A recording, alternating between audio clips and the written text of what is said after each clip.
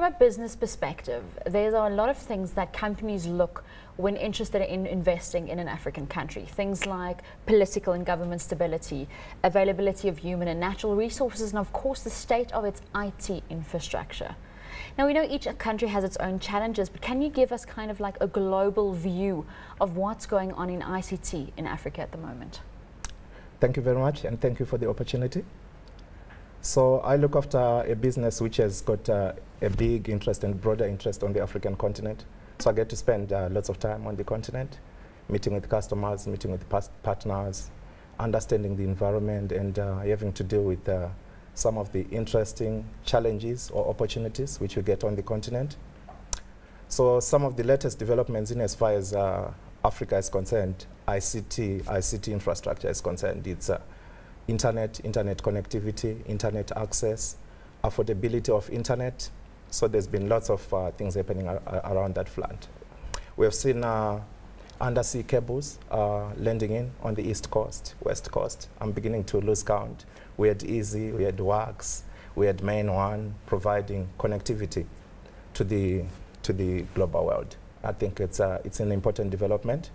For me, the challenges and the opportunities for governments is the last mile connectivity. As you go into the country, you obviously need to have connectivity, broadband access, but affordable broadband access, it's super important. Are we there yet? Some markets are there, some markets are still not. There's still some countries which I traveled to where you get into a country and the backbone is down and there's no internet connectivity, which can be so frustrating. Now, you touched on we're getting there. Now, obviously, you mentioned WAX and EC, and obviously the Intelsat New Dawn satellite is also supposed to be launched in the next month or so. Are technologies like these key to ICT growth on the continent?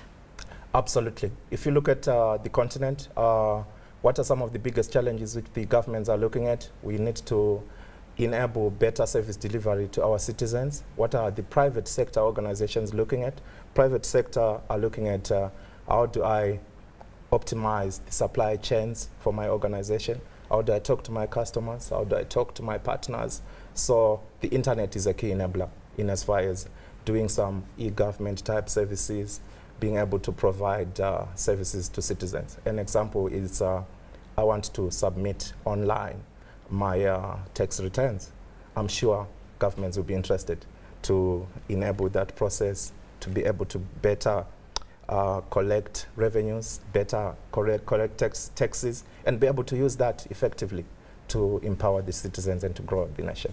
But speaking of government and private companies, it is a balancing act. For private companies to be able to invest in a country, there needs to be a set of regulatory frameworks in place, especially with ICT.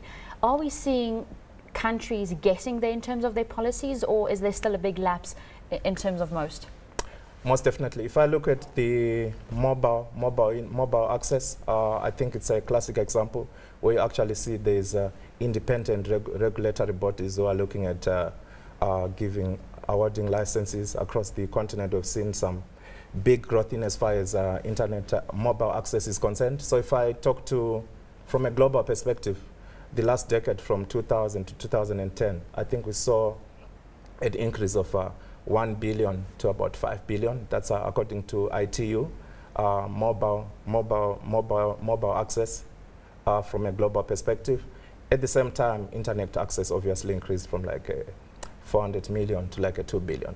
So we are seeing that enabling environment, which is a good thing. So if you look at some of the mobile penetration which you are getting on the continent, South Africa is well advanced. We're over 100%.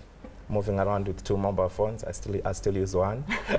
If you look at Nigeria, is an interesting one. Nigeria, it's about 40% penetration last time I checked with the statistics.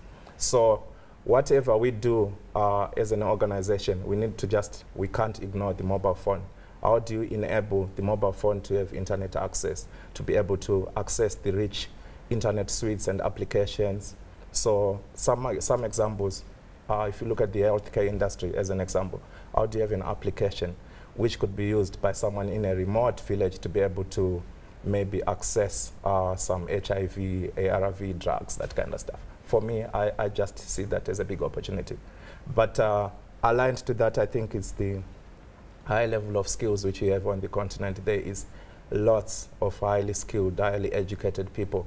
I was in Kenya towards December, where we just recently opened up an office, where there was a big developer conference for one of the global organizations. There were 2,000 developers in a room focusing on mobile application development. So the skills are there. We just need to make sure that we are better enabling the environment. We are better making internet affordable to the communities. All right, before we go and run out of time, when it comes to growing ICT on the continent, you've mentioned we've got the skills, the regulatory framework is coming in place, the funding's coming, but we're still nowhere near the US and Europe. What's still holding us back, and what can we do to break free? Yeah, when I spoke about the opportunities, I think the opportunities is for governments to develop the internet, for governments to remove regulatory barriers. I know we're getting there because we can easily leapfrog the other guys. If you look at some of the things we've done from a mobile perspective, we definitely think we are on the right way.